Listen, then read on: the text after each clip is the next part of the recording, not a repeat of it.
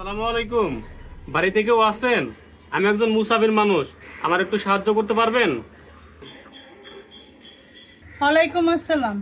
বাবা, আপনি আমার বাড়িতে সাহায্যের জন্য আইছেন, কিন্তু আমার কাছে আপনাকে সাহায্য করার মতো কোনো টাকা পয়সা নাই। আমরা একসময় অনেক বড় লোক ছিলাম, ব্যবসায় লস খাইয়া এখন আমরা নিজেরাই চলতে পারি না। আপনারই কি সাহায্য করবো? আচ্ছা ঠিক আছে, আমি এখন আসি। আল্লাহ আপনার মঙ্গল করুক। বাবা একটু দাঁড়ান।